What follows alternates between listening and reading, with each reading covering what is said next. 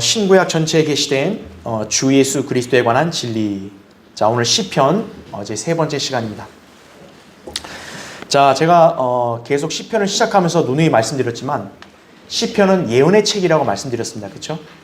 단순한 찬양이 아니라 예언의 책이에요. 그러면 찬양이 왜 있느냐?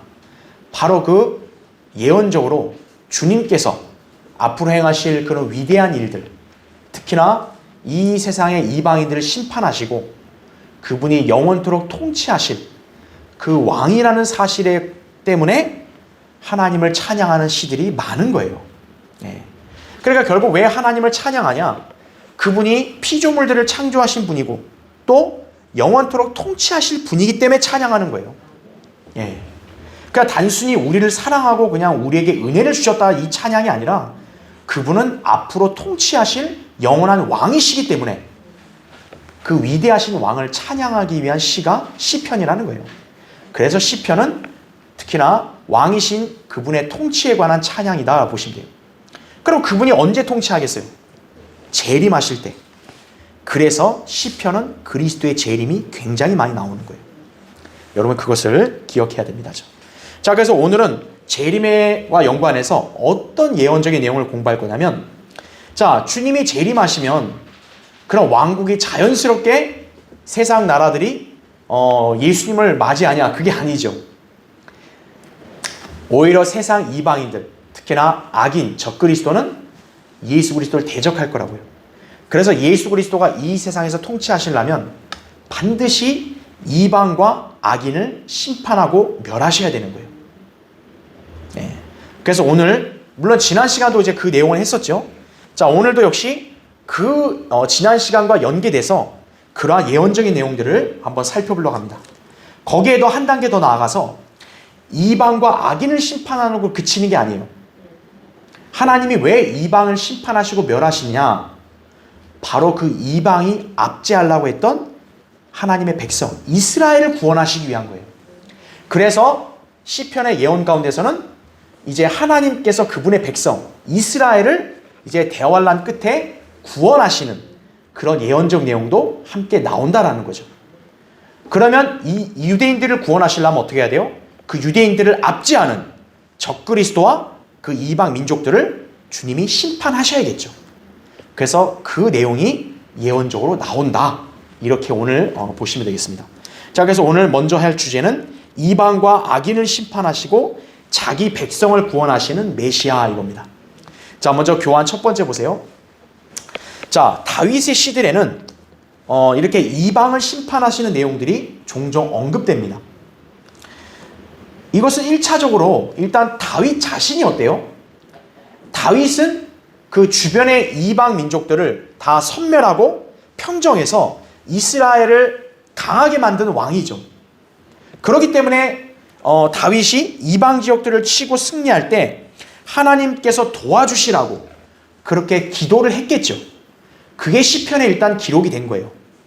그래서 다윗의 시잖아요. 그렇죠? 그러니까 다윗이 이제 이방 민족들을 치고 이기려면 어때야 돼요? 하나님이 도와주셔야 가능하죠. 그러니까 그런 기도가 나온 거지만 하나님은 어떻게 했어요? 그 다윗의 기도를 통해서 또 성령의 어떤 영감을 통해서 이것이 예언의 말씀이 되게 한 거예요. 그래서 이 한편으로는 재림하실 그리스도께서 이방인들을 심판하실 거라는 예언도 함께 담겨 있는 거예요. 그래서 그렇게 보시면 됩니다. 그래서 다윗의 시를 보면 아하, 하나님께서 이방 민족들을 다 멸하시고 심판하시고 나를 구원해 주십시오. 이렇게 1차적으로 기도를 했지만 그게 예언적으로 볼 때는 하나님의 백성이 환난 때 그렇게 기도하는 것과 같다라는 거죠. 그리고 예수 그리스도께서 실제로 어때요? 이방인들을 다 섬멸하실 거다라는 거죠. 자, 밑에 보세요. 두 번째. 그리스도께서 자, 재림하실 때 반드시 있을 일은 뭐냐? 악인의 멸망과 이방인들의 심판이다 보시면 돼요. 자, 여기서 여러분이 주목해야 될 포인트가 뭐냐면 단순한 죄인들이 아니라 특정한 악인을 멸망시킨다라는 거예요. 자, 그럼 여러분 여기서 바로 연상이 되겠죠. 그럼 여기서 이 특정한 악인은 바로 누굴 말하겠어요? 적그리스도를 말하는 거겠죠. 바로 주님이 재림하시면 적그리스도와 그의 세력들을 멸망시키고 이방 민족들을 심판하실 것이다 라는 거죠. 왜 그렇겠어요? 그들이 왕이신 예수 그리스도를 거부하며 대적하기 때문이에요. 자, 여러분 그 시편 9편 한번 보세요. 자, 시편 9편을 이제 지난 시간 이어서 이제 9편 할 차례니까 9편을 보시면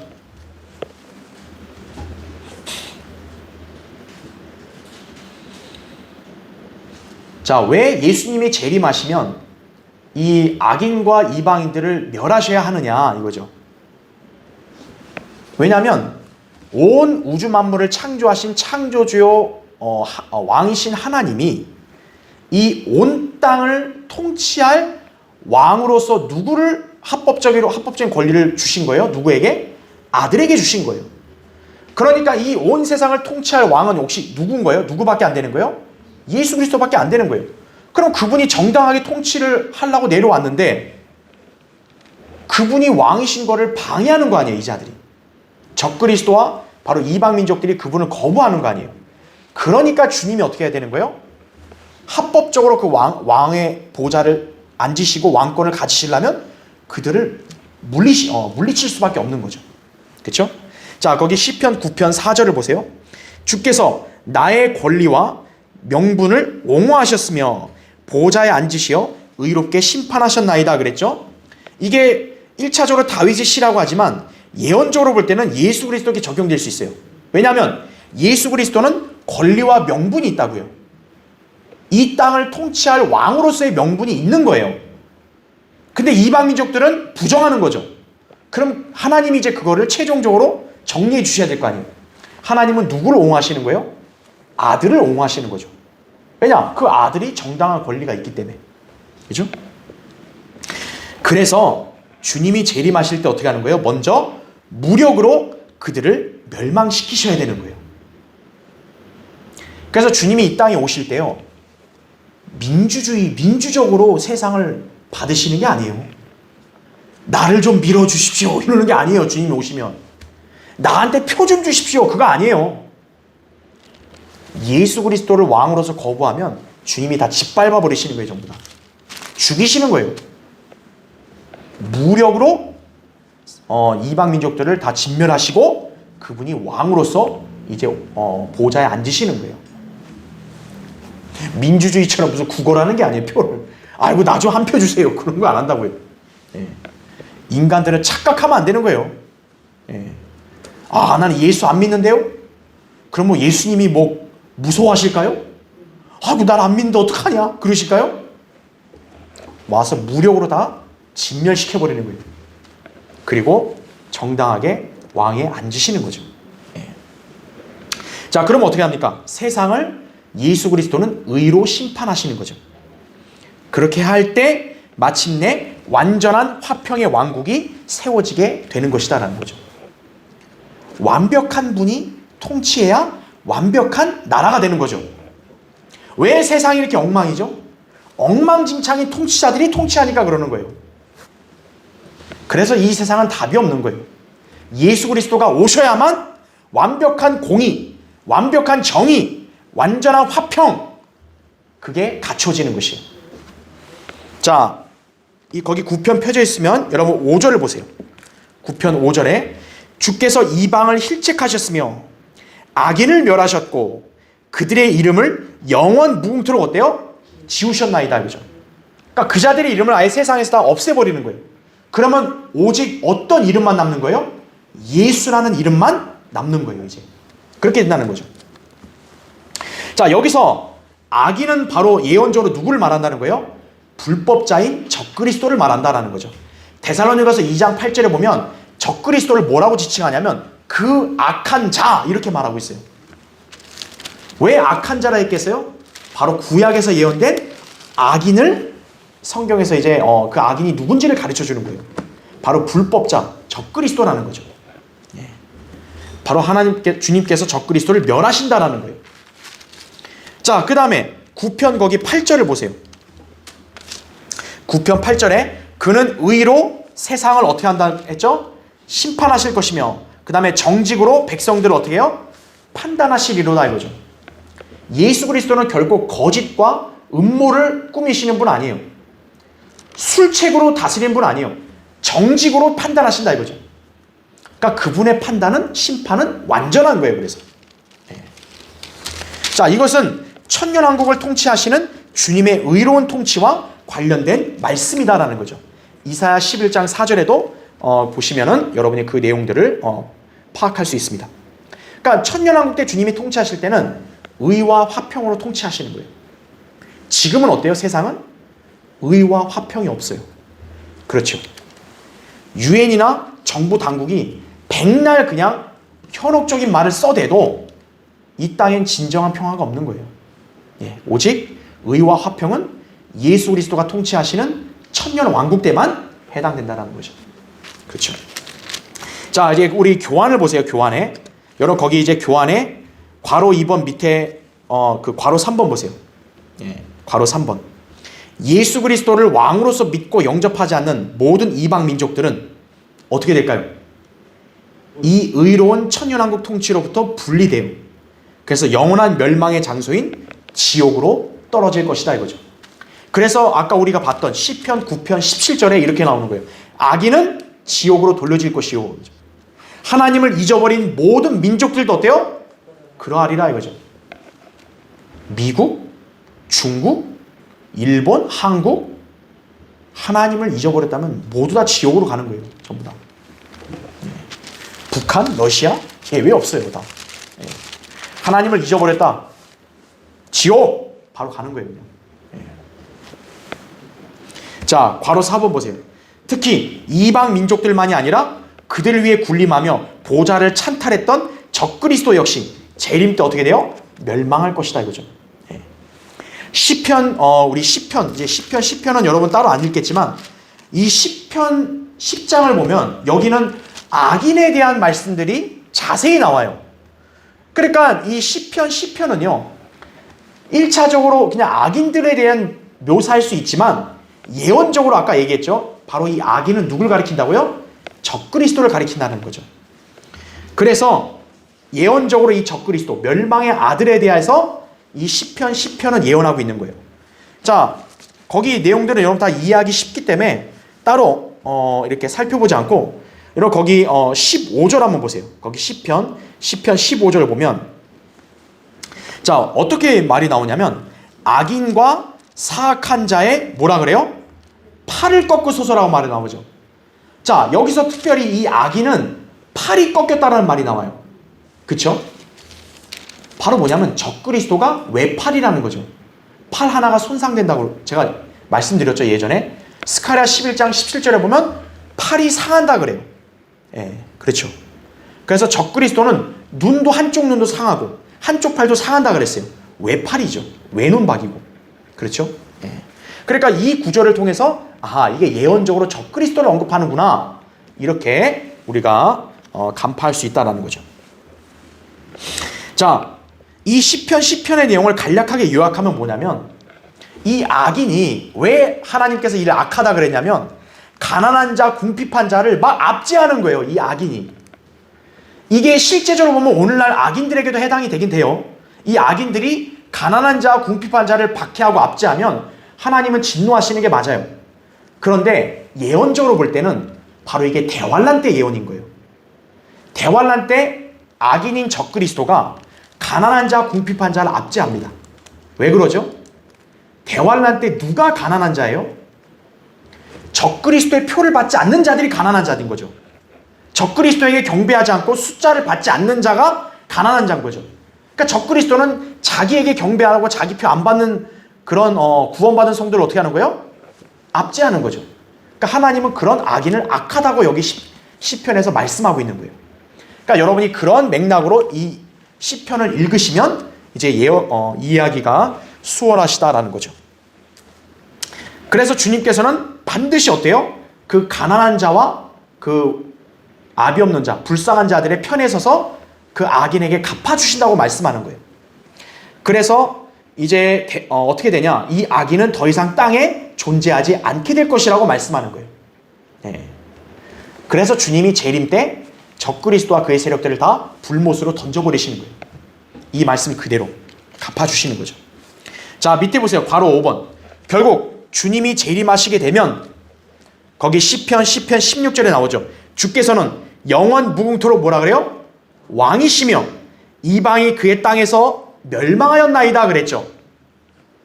여러분 이 구절이 과거에 한 번이라도 이루어진 적 있어요? 없어요? 없어요.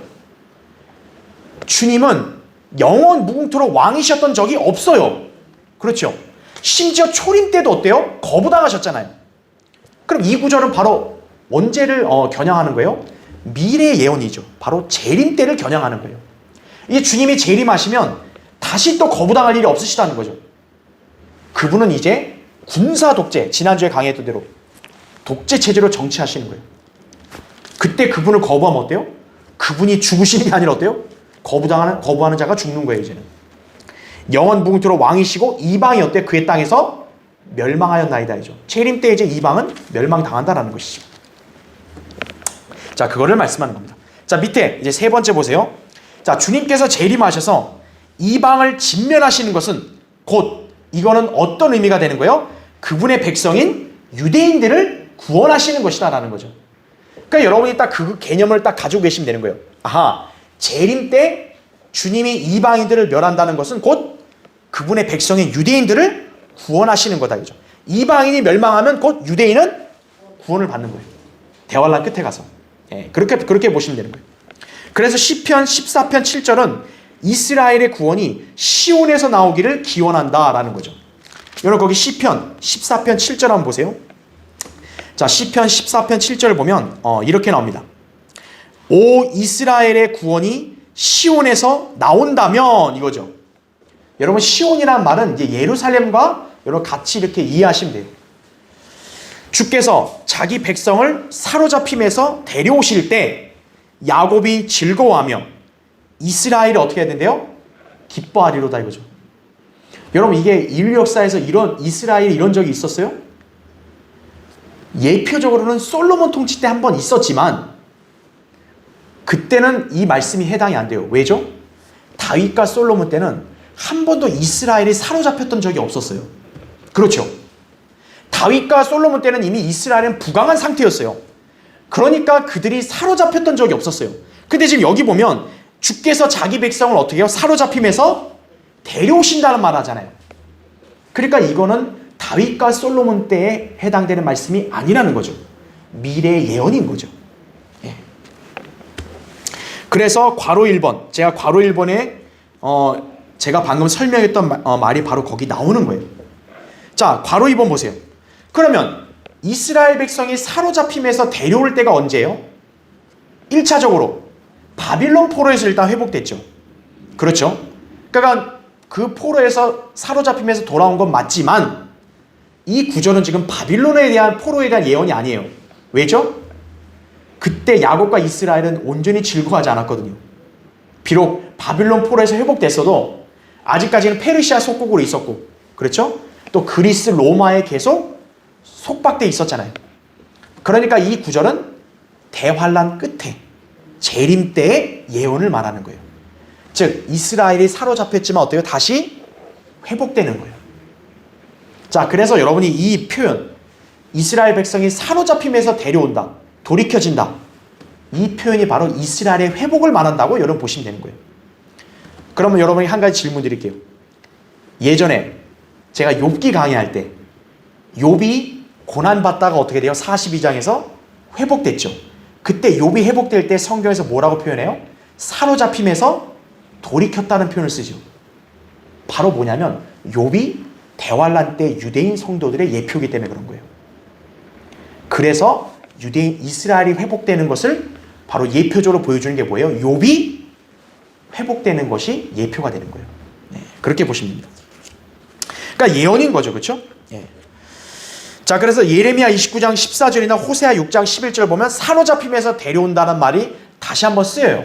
그게 예언적으로 유대인들이 이제 대환란 때 적그리스도의 박해로 큰 고난에 처하다가 회복되는 걸 말하는 거다. 이렇게 보시면 돼요. 자, 괄호 3번. 주님께서 재림하시면 이제 주님은 어디에 거하세요? 시온, 예루살렘에 거하시는 거예요.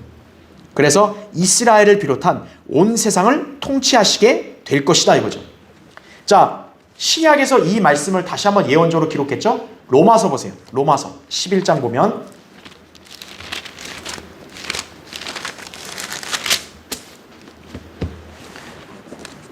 많은 교회들이 이스라엘의 물리적인 회복을 안 믿어요. 어떻게 가르치죠? 많은 교회들은 이스라엘을 하나님이 완전히 버리셨고 이제 교회가 이스라엘 대체했다 이런 식으로 가르치잖아요. 전혀 이 성경의 예언을 이렇게 모르는 사람들이 그런 소리 하는 거예요. 로마서 거기 11장 26절 보세요. 25절부터 볼게요. 형제들아 너희가 스스로 지혜 있는 채 하지 않게 하기 위하여 이 신비를 너희가 모르기를 내가 원치 아니하노니 이는 이방인들의 충만함이 차기까지는 이스라엘의 일부가 어떻게 돼요? 완고하게 된 것이라. 여기에 충만함은 제가 말씀드렸죠. 무슨 복음이나 무슨 이런 영적 충만 이게 아니라 죄가 충만해지는 거예요. 이제 이방인들의 죄가 아주 딱 가득 차게 되면 이제 하나님께서 어때요? 다시 관심을 이방인에게서 어디로 돌리는 거예요? 이스라엘로 돌리는 거예요. 지금 이스라엘은 일부가 완고하다 그랬죠. 왜냐하면 이방인들의 죄가 아직 다 안 찬 거예요. 근데 이제 죄가 다 차면 어때요? 이제 이스라엘 완고했던 이스라엘 일부가 다시 이제 돌이키는 거죠. 그래서 26절 보세요. 그리하여 온 이스라엘이 구원을 받으리라 하죠. 기록된 바 구원자가 자 어디서 온다 그래요? 시온에서 와서 야곱에게서 어떻게 해요? 경건치 아니한 것을 제거하리라 그러죠. 이스라엘의 모든 불의한 죄들을 어떻게 하는 거예요? 다 하나님이 용서하시는 거예요. 그래서 27절 이는 내가 그들의 죄들을 없앨 때 그들에 대한 나의 언약이 이것임이라 함과 같으니라 이거죠. 로마서에 나오잖아요. 교회 시대 서신에 온 이스라엘이 구원받는다 이거죠. 예수 그리스도가 바로 시온에서 계시니까 어때요? 이스라엘의 구원이 그 시온에서 나오는 거죠. 그래서 다시 여러분 시편 넘어와서요. 시편 9편을 다시 보시면 그래서 그 시편 9편 11절을 한번 보세요. 시편 9편 11절 보면 자 시편 9편 11절에 시온에 거하시는 주께 찬송하고 그의 행사를 백성 가운데 선포할지어다 이렇게 말씀하고 있죠. 자 여기 보니까 주님이 지금 어디에 거하신대요? 시온에 거하신대요. 이거를 오늘날 대다수 많은 교회들은 교회에다 적용시키는 거예요. 그 교회를 뭐 시온 성 막 이렇게 비유하잖아요. 그지만 그건 잘못된 거다 이거죠. 교리적으로. 주님은 시온에 지금 거하지 않으시죠. 이 땅의 시온에. 그러니까 이거는 언제 예언이에요? 천년왕국 때 예언인 거죠. 예, 시온에 거하시는 주께 어떻게 해야 되는 거예요? 이제 천년왕국 때는 찬송해야 된다 그죠. 예, 그 말씀을 하고 있는 것이. 자, 이스라엘이 이제 천년왕국 때 회복되면 재림 때 회복되면 온 세상의 민족들 중에 으뜸이 되죠. 그러니까 이제 이스라엘은 그 주님을 찬양하는 거죠. 그렇죠? 예. 그리고 그 이스라엘을 따라서 천년왕국 때 지상에 있을 민족들도 어때요? 그 보좌에 앉아 계신 주님을 찬양해야죠. 예. 그렇게 되는 것이죠. 자, 그렇게 해서 이제 우리가 시편의 그 재림과 연관된 그런 예언의 맥락이 이방을 심판하고 악인을 멸하시고 동시에 그게 이스라엘 백성, 하나님 백성을 구원하시는 거구나. 그러니까 그 이방인과 유대인이 이렇게 딱 대비되는 걸 여러분이 딱 아셔야 되는 거예요. 예. 자, 그 다음에 이제 대환란과 재림의 시를 한번 볼게요. 시편 18편 보십시오. 자, 시편 18편은요. 제가 예전에 여러분 사무엘하 있잖아요. 사무엘하를 강의할 때 그때 다윗이 고백한 시하고 이게 거의 내용이 똑같아요. 그래서 제가 사무엘하 했을 때 이미 이 내용을 했기 때문에 여기서는 자세히 이렇게 살펴보진 않을 겁니다. 예, 그때 다 했으니까. 다만 여기서 중요한 포인트만 몇 가지 보려고 그래요. 자, 먼저 여러분 18편을 펴놓으신 상태에서 교환을 보세요. 자, 5번 밑에 첫 번째 보시면 이 시는 전체적으로 예수 그리스도의 재림을 다루는 시다 이거죠. 예. 재림 전에 대환란 때 유대인들의 고난이 나와요. 그리고 그 고난에서 지켜주시고 승리케 하시는 주님이 언급돼요. 그 다음에 이제 주님이 그렇게 해주신 다음에 어떻게 돼요? 영원토록 통치하실 의의 왕이라는 것이 여기 다시 한 번 더 언급이 됩니다. 예. 그러니까 시편 18편이 다윗이 개인적으로 고백한 시지만 제가 얘기했죠. 다윗이 자기를 얘기하면서 동시에 어때요? 예수 그리스도에 대한 예언이 같이 나온다고 말씀드렸죠. 예. 그러니까 그걸 잘 나눠서 봐야 돼요. 그래서 교환 맨 밑에 보세요. 두 번째, 대환란의 극심한 고난 가운데서 주님을 의지하는 성도들에게는 구원이 약속이 됩니다. 예. 그래서 18편 18절 19절 이렇게 딱 보면은 주님이 나의 의지가 되셨도다 라는 말을 해요. 대환란 때 그 믿음을 행위로 지켜야 될 성도들이 적그리스도의 압제와 박해가 얼마나 극심하겠어요. 얼마나 고통스럽겠어요. 그래도 그들이 지킬 수 있는 구원을 지킬 수 있는 비결이 뭐예요? 자기들이 주님을 의지하기 때문에 그러는 거죠. 그래서 여기서는 지금 대환란 때 성도들이 주님을 의지하는 것에 대한 내용이 나오는 거예요. 자, 그런데 그 다음 페이지 보세요. 그 도우시는 내용을 보면 주의 은혜가 아니라 뭐라고 나오냐면 나의 의를 따라 갚아주신다고 되어 있어요. 거기 21절을 보니까 20절 보세요. 주께서 나의 의를 따라 내게 상 주시고 내 손의 정결함을 따라 내게 갚으셨으니 라고 말해요. 내가 주님을 의지하는데 주님이 그런 의지하는 나를 지켜주시고 보호해 주시는데 순전히 은혜로 해주시는 게 아니라 뭐라고 하는 거죠? 내가 정결하고 내가 이렇게 잘했으니까 나에게 상 주시고 지켜주십시오. 지금 이렇게 얘기하죠. 다시 말하면 지금 여기 있는 성도는 자기의 의를 근거로 해서 하나님께 나를 보호해달라고 얘기하죠. 예. 바로 이게 뭐냐면 구약과 대환란 때 성도들의 구원 방법인 거예요, 이게. 예. 구원 교리가 구약과 대환란의 교리를 보여주는 거다 이거죠. 이것은 교회 시대와는 전혀 무관한 거예요. 왜 그런지 보세요. 밑에 괄호 1번. 이 시대의 그리스도인들은 어느 누구도 자기 의로 구원받은 사람이 없어요. 여러분이 하나님 앞에서 여러분 스스로를 막 정결하고 의롭게 했기 때문에 구원받은 사람은 아무도 없어요. 다 우리는 뭐예요? 하나님의 의신 예수 그리스도를 믿음으로 말미암아 은혜로 구원받은 성도들이죠. 우리는 에베소 2장 8절 9절 로마서 4장 5절에 보면 우리는 자기 의로 구원받은 게 아니라 예수 그리스도가 곧 하나님의 의이기 때문에 그분을 영접함으로써 우리가 의롭게 된 거죠. 그래서 지금 시편의 이 말씀은 교리적으로 우리에게 해당되는 게 아니에요. 철저히 지금 이 시편에서는 자기 행동, 자기 의를 강조하고 있다는 거죠. 그래서 괄호 2번 보세요. 오직 믿음, 오직 은혜로 구원받는 교회 시대와는 달리 대환란 때는 바로 뭐가 필요한 거예요? 믿음과 행위가 요구된다라는 것이. 이 현재의 대다수의 교회들이 얼마나 이 구원론에 대해서 어리석으냐면요. 좀 복음과 이 구원에 대해서 언급한다는 교회들이 구약 시대와 신약 시대 구원 방법이 똑같다고 가르치는 거예요. 바로 뭐죠? 구약 성도들은 예수님의 십자가를 뒤돌아서 구원받았고 신약 성도들은 예수님이 십자가를 앞으로 바라고 구원받았다. 그렇게 가르치는 거예요. 그런데 구약도 그렇고요. 또 신약의 히브리서나 야고보서를 보면은 행위가 강조가 되거든요. 그럼 그걸 기록된 대로 믿어야 되는데 그걸 또 어떻게 하는 거예요? 믿음으로 다 구원받는 거라고 있다고 가르치는 거예요.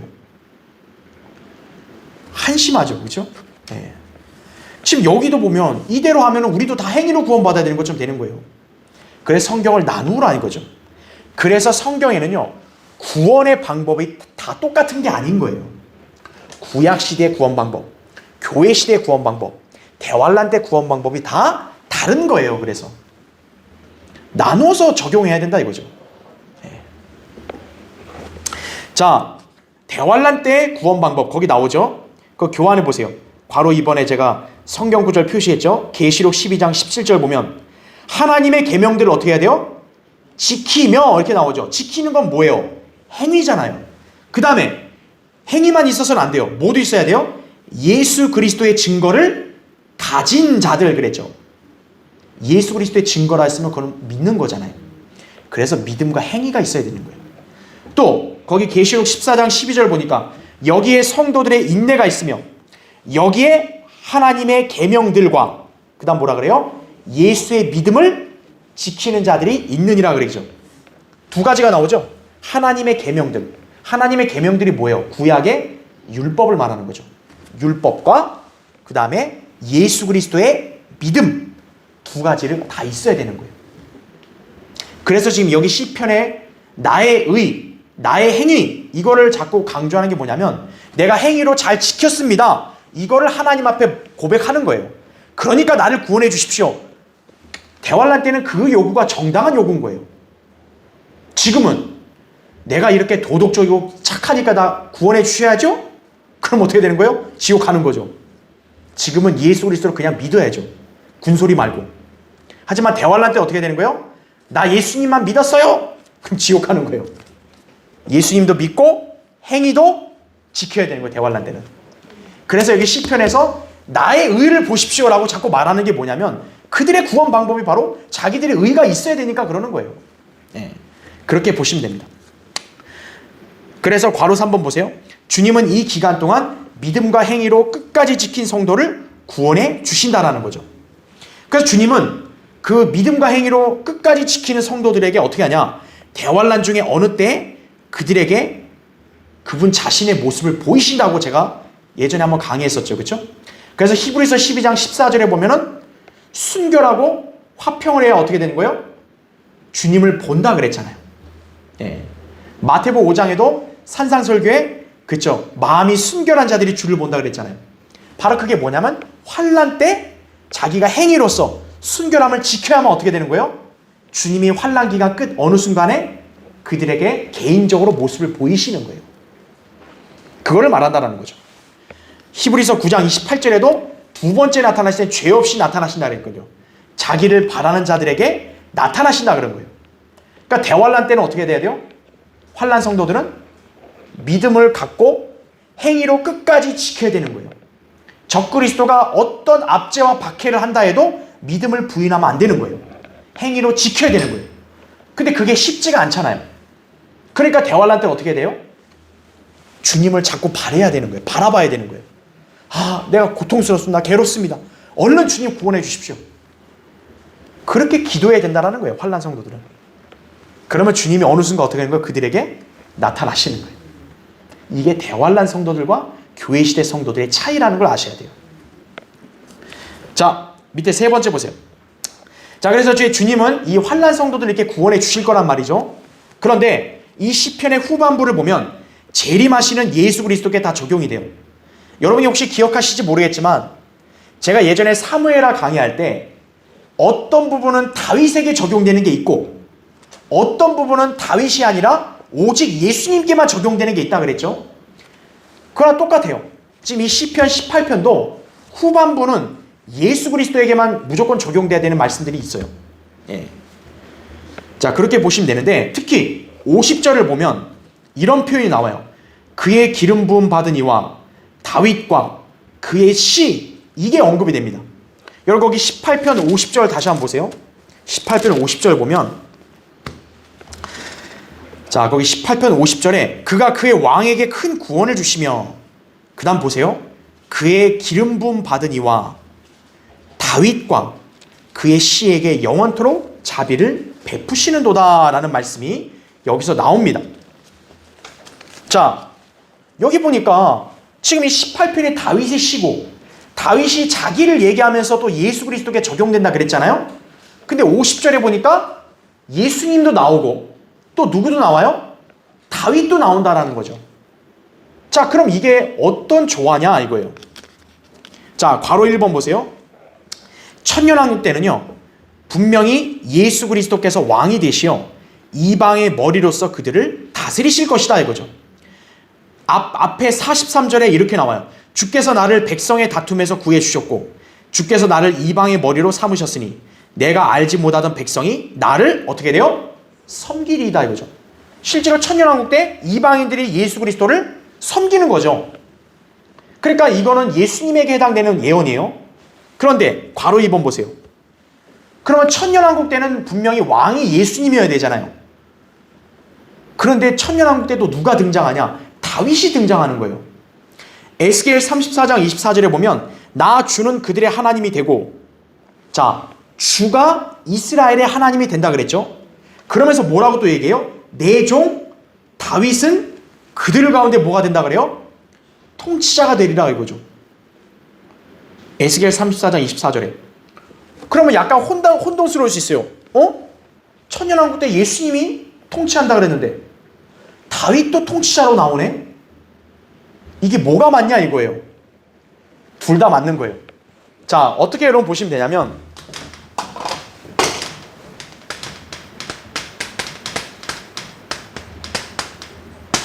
자, 천년왕국의 이렇게 왕국의 어떤 그런 왕의 어떤 그런 조직도를 본다면 천년왕국에서 이제 최종 왕은 누구신 거예요?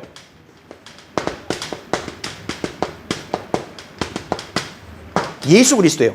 이분이 이방에 또 뭐가 되는 거예요? 머리가 되신다고 또 말씀드렸죠? 그래서 천년왕국 때는 예수 그리스도가 이스라엘뿐만 아니라 온 세상의 최종 가장 높으신 왕이 되시는 거예요. 그래서 예수 그리스도께서는 천년왕국 때 온 세상을 통치하시는 거예요. 온 땅을 다 통치하신다는 거죠. 어디서? 예루살렘 보좌에 어떻게 되는 거죠? 예루살렘 보좌에 앉아서 통치하는 거예요.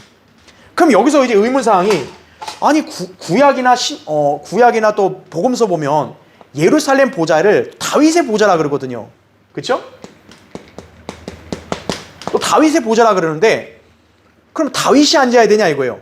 그게 아니라 복음서에도 분명히 말씀했죠. 예수 그리스도가 다윗의 보좌에 문자적으로 앉고 통치하는 거예요. 왕이신 분인 거죠. 그러면 이 밑에 이제 누가 있냐? 왕보다 밑에 통치자로서 누가 있는 거예요? 다윗이 있는 거예요. 그러니까 천년왕국 때는 예수님만 있는 게 아니라 천년왕국 사실 뭐예요? 이미 주님이 재림 직전에 다 지난주에 강의했듯이 성도들이 부활한다 그랬잖아요. 우리 교회 시대 성도들은 미리 부활했고 환란 때 또 구약의 남은 성도들까지 다 어때요? 이제 대환란 끝에 부활하고 그들이 이제 천년왕국 때 들어가는 거 아니에요. 그래서 천년왕국에는 예수님만 통치하는 게 아니죠. 우리 그리스도인들도 통치하잖아요. 그렇죠. 왕 같은 제사장을 통치한다 그랬죠. 또 예수님의 12사도들도 이스라엘 12지파를 심판한다, 통치한다 그랬죠. 환란 성도도 통치하죠. 바로 그와 같은 맥락으로 다윗도 뭐예요? 통치자라는 거죠. 그럼 다윗은 어느 통치자냐? 이스라엘 백성의 통치자인 거예요.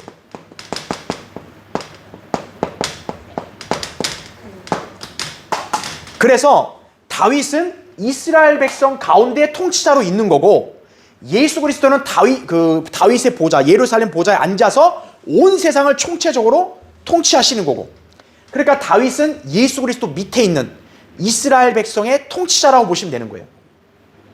왜 그러냐면 하나님이 일찍이 다윗과 언약을 맺었잖아요. 이 다윗의 시계가 영원토록 통치한다 그랬잖아요. 그래서 사실은 이제 예수 그리스도가 예언적으로 해당이 되고 다윗도 왕이라는 거죠. 그래서 이스라엘 백성의 통치자로 있는 거예요. 그래서 천년왕국 때는 바로 이렇게 다윗은 어디에 있냐면 에스겔에 보면 대문 곁에 있다 그래요. 그러니까 구약에는 다윗이 자기 보좌였지만 천년왕국 때 예수님이 그 보좌에 앉고 다윗은 통치자니까 대문 곁에 있는 거예요. 네, 그게 다르다라는 거죠. 그래서 이렇게 되는 거고, 그러니까 천년왕국 때는 예수님 한 분만이 다 통치하는 게 아니라 다윗도 있고 우리 성도들도 있다라는 거죠. 또 환난 성도들도 있고. 그러니까 그런 개념으로 보시면 되는 거예요. 자, 그러면 이제 천년왕국 때는 이래요. 그럼 이제 천년왕국 지나서 영원 시대는 어떻게 될까요? 영원 시대. 여기 잘 안 보이는데. 자, 분리해서. 자, 영원 시대는 어떻게 될까요? 천년왕국이 천년 끝나면 이제 영원으로 이어져야 될 거 아니에요. 백보자 심판 끝나고. 그러면 영원 시대는 어떻게 되냐면 우리가 잘 배웠죠? 새 하늘, 새 땅, 새 예루살렘. 새 예루살렘이죠. 그럼 여기서 이제 새 하늘 이방인이었고 새 땅이 유대인이었고 새 예루살렘이 교회잖아요. 그러면 영원 시대는 구조가 어떻게 될까요? 예수 그리스도가 어디 계시죠? 당연히 신랑이시고 신부니까 그분이 어디 계세요? 새 예루살렘에 계시는 거죠. 그러면 새 예루살렘에 계시면 새 땅은 유대인들이 있으니까, 그러면 새 땅의 유대인들을 통치할 왕은 누가 되는 거예요? 바로 다윗이 되는 거예요. 그래서 이제 영원 시대는 그렇게 다시 재편이 되고 바뀐다라는 거죠. 예. 그래서 이제 유대인들이 어떻게 되는 거예요? 새 땅을 가득 채우게 된다라는 거죠. 그래서 로마서 4장에 보면, 자, 다윗을 비롯한 유대인들의 시초는 누구부터였어요? 아브라함이었죠. 그래서 로마서 4장에 보면은 거기에 아브라함이 세상의 상속자가 되리란 말을 써요. 바로 그게 뭐냐면 영원 시대를 겨냥해서 하는 말인 거예요. 즉 유대인들이 새 땅을 완전히 받기 때문에 새 땅 전체 그 세상을 상속자는 이제 아브라함이 되는 게 맞는 거예요. 그래서 왜냐하면 그의 후손들 유대인들이 새 땅을 다 차지하니까요. 이제 이방인들이 새 땅에 있다가 또 많아지면 어떻게 되는 거예요? 이제 새 하늘로 이방인들은 다 뻗어나가는 거죠. 하나님께서 원래 갖고 계셨던 계획이 바로 온 우주에 그분의 피조물들, 영적 피조물들로 다 가득 채우는 그거였었잖아요. 그게 이제 이루어지는 거죠. 예. 바로 이런 구조로 바뀌는 거예요. 그래서 예수 그리스도가 천년왕국에도 등장하고 다윗도 통치자라고 말한 이유가 바로 그거예요. 여러분 이것을 잘 구분할 수 있어야 된다는 거죠. 그렇죠? 자, 그래서 거기 이제 교환에 있는 내용들은 그대로 보시면 돼요. 그러니까 예수님은 다윗의 보좌에 앉으시는 왕이 되셔야 돼요. 누가복음 1장 30절 34절에 그렇게 나오고, 예레미야 33장 15절 17절에 보면 주님이 다윗의 보좌에 분명 앉는다는 내용이 나와요.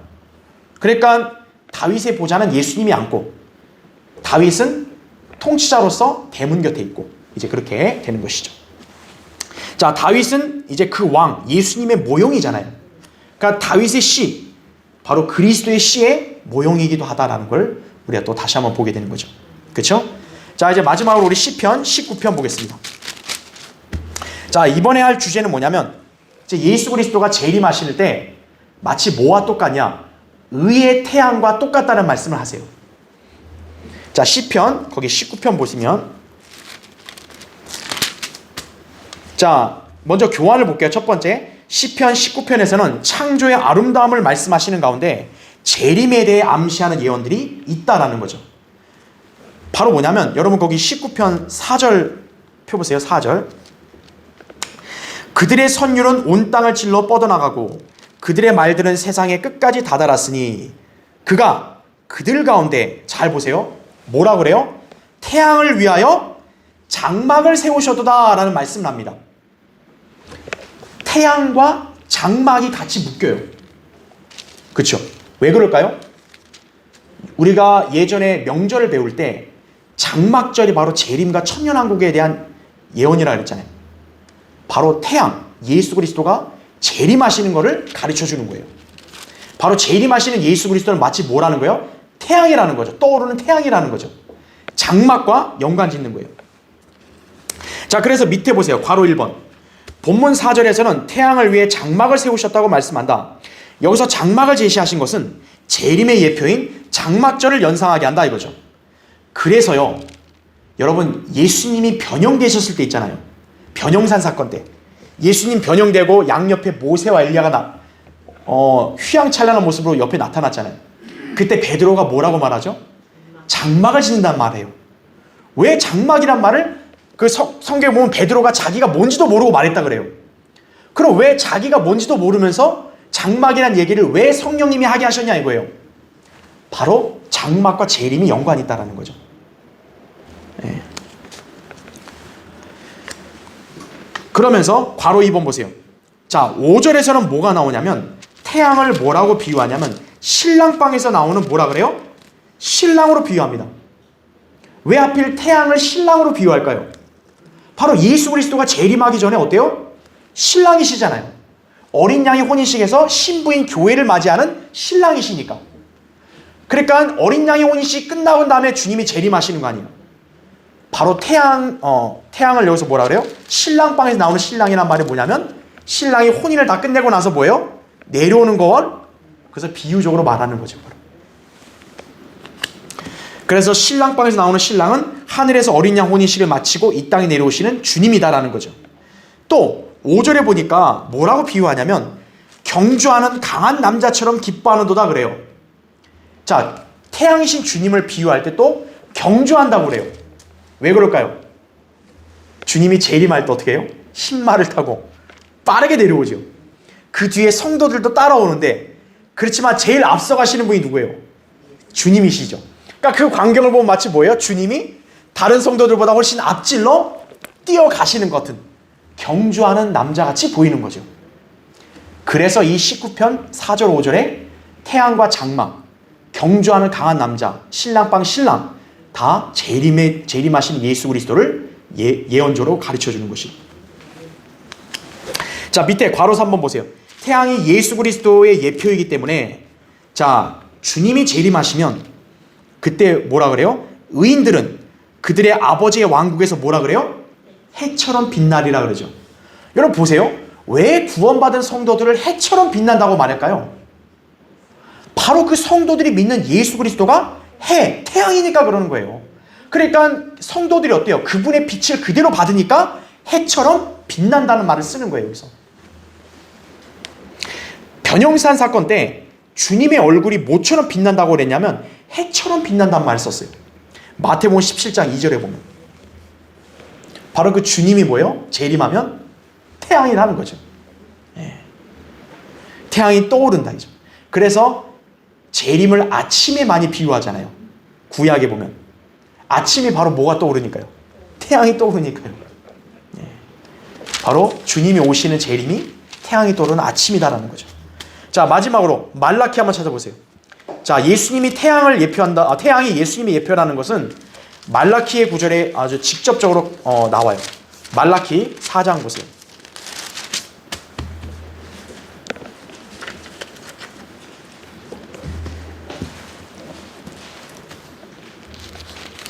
자, 말라키 4장 이제 마지막입니다. 2절을 보면 그러나 내 이름을 두려워하는 너희에게는, 자 보세요, 뭐가 떠오른다 그래요? 의의 태양이 그의 날개의 치유를 가지고 솟아오르리니 라고 말합니다. 그렇죠. 재림하시는 주님이 마치 뭐예요? 의의 태양이다라는 거죠. 의의 태양이 날개의 치유를 가지고 온다라는 거죠. 즉 온갖 믿음을 지키려고 박해와 압제와 고난을 견딘 성도들을 치유하시는 바로 주님인 거죠. 그러니까 믿음을 끝까지 지킨 성도들은 의의 태양이 떠오르는, 즉 주님이 오시는 게 그들에겐 치유받는 날이 되는 거예요. 반면에 예수 그리스도를 거부하고 교만하게 악을 행한 자들은 어떻게 될까요? 그 위에 1절 보세요. 보라, 이는 화덕같이 탈 그날이 오기 때문이니 교만한 자와 악을 행하는 자는 정녕 다 뭐가 된다 그래요? 구루터기가 되리라. 오는 그날이 그들을 어떻게 해요? 태운다라는 거죠. 태양이 믿는 성도들, 의의 태양이신 분은 믿는 성도들에게는 치유가 되는 거고, 믿지 않는 사람들은 뭐가 되는 거예요? 화덕처럼 불태워버리는 강렬한 태양이 되는 거예요. 여러분, 태양이 얼마나 뜨거워요. 그렇잖아요? 태양이 한번 내리쬐면 그 뜨거움을 다 타버리는 거죠. 하나님을 대적하고 믿지 않고 구원받지 않은 죄인들은 어떻게 되는 거예요? 주님이 재림할 때다 불타버리는 거예요. 전부 다. 태양이 태워버리듯이 그들을 태워버리는 거예요. 반면에 믿음을 끝까지 지킨 성도들은 어떻게 된 거예요? 의의 태양, 치유하시는 의의 태양이 되는 거예요. 바로 예수 그리스도를 태양으로 여기서 예언적으로 기록하고 있다, 이렇게 보시면 됩니다. 자, 시편의 시가 얼마나 참 위대한 예언인지 우리가 계속 보는 거죠. 그렇죠? 자, 다음 시간에도 계속 이어서 우리 예언에 관한 말씀들을 보겠습니다.